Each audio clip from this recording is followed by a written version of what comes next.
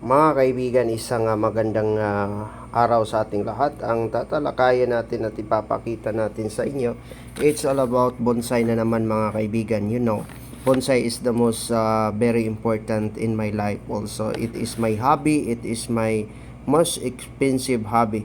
Ito naman mga kaibigan, ipapakita natin sa inyo, it's all about tamarin or sambag in Bisaya mga kaibigan. Ang kilala po ang bansang Thailand at bansang India nito mga kaibigan, especially sa bansang Thailand. Marunong po silang magkakaroon ng ganun, no, mga kaibigan. It is because sa kanila ho is from seeds, so sila mga kaibigan, and propagations.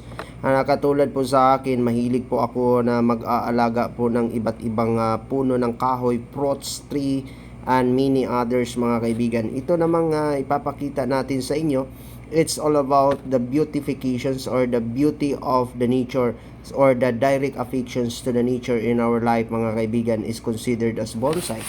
You know, bonsai mga kaibigan, it's all about the Japanese words that the bonsai it's called a branches, no, there is a branches because the one who first to develop and redeveloping and refine for the bonsai is from Japan or the Japanese words, but the concept and the style is from the Chinese. It's all about for how many EDs na po mga kaibigan. So that's why the most expensive trees and the old trees is nasa Bonsai Museum ng Japan. So it is called Japanese words, but now mga kaibigan, yung ipapakita natin sa inyo how the beautiful creations or the mind setting of an individuals as a bonsai enthusiast or the bonsai creators. So if you want to done this kinds of hobby mga kaibigan, para ho tayong mga engineer nito, no? We are just like an engineer. So it is the part of my life, it is the part of my hobby, it is the part of my collections. So the bonsai like this. So it is called a tamarin. So tamarin bonsai is called a not hindi po siya madaling mamatay mga kaibigan or hindi po siya ganun kaalagain. So if you want to select the most not expensive bonsai is parang ganito ho. Hindi siya expensive for you to mag-aalaga, especially hindi po siya magastos po ng tubig kasi hindi po siya masyadong ganun, no? Hindi po siya madaling mamatay or maalagain, not like others trees or fruits trees mga kaibigan. But it is the bonsai asking for the prices. It is not it's so expensive, but we talking about bonsai, no? Kaya kayo dyan, huwag kayong hihingi-hingi kasi yung pag-prepare or the preparations of bonsai, it's not easy. It's not all the things that you going to fix everything in easy way. Hindi po ganun mga kaibigan. Kaya wag nating mamaliitin po ang mga nagbobonsai. Bonsai is the most expensive the things mga kaibigan, because when you buy bonsai, you cannot buy for the trees, you cannot buy for the bonsai itself. You can buy the signature and the privilege from the people.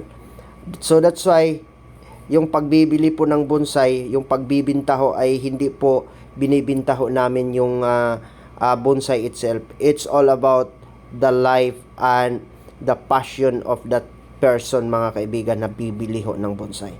Because if you love bonsai and then you love nature, because if you want to see there is a lot of mga in the garbage, you rescued that kinds of trees, especially like me mga kaibigan, I rescued a lot of the garbage tree mga kaibigan na maaari pang mabubuhay. So we are using the pot, no, we are creating the pot also mga kaibigan.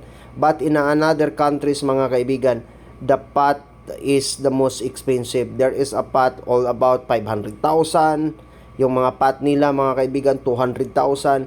How about the bonsai itself?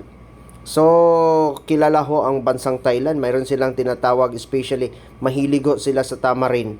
No, mahilig ho sila. Mayroon silang tinatawag na ganito, crack 1, crack 2. So, it is all about the bonsai. no? It is all about the bonsai enthusiast. It is not all about how do you procure bonsai or buying bonsai. It's not all about that. It's all about the nature and the affections and the passion of the certain individuals like me. So that's why those people who are asking how much the bonsai itself, no, it is not the easy way to find the price of the bonsai. It is the bonsai itself, it's called a priceless. Priceless ho yun mga kaibigan. Pag ang tao po'y nagbibinta ng kanyang bonsai, hindi po bonsai ang kanyang binibinta ho. It's the right and the privilege na kanyang ibinibigay sa bumili ho mga kaibigan. It is the rights of the person who manage and to give the style of that kinds of bonsai mga kaibigan. So that's why for those people who are asking na barato na, manghihingi lang tayo ng bonsai, hindi po ganun ka-easy mga kaibigan. So that's why for me, I do not like to give those persons who are asking manghingi ng bonsai. I see to it first kung marunong ba siya mag-aalaga. I see to it first on how to manage itself mga kaibigan. So ito po yung mga bonsai the most expensive mga kaibigan. It is all about ito po ay ficus, no? So marami ho tayong pinapakita sa inyo dito na mga iba't ibang uri ng bonsai. We have also a lot here. It's all about itong mga bougainvillea. So, itong bougainvillea mga kaibigan, hindi siya ganun kaalagain.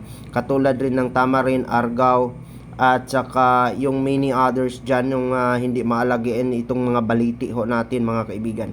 So, that's why, so itong makikita mo si kuya, ang sa bonsai na bougainvillea bonsai lang mga kaibigan, it's all about marami hong mag-ano dito mga kaibigan, every week kang mag-cuttings, no mga kaibigan. So kung makikita ho ninyo, it is all about the responsibility and the obligations.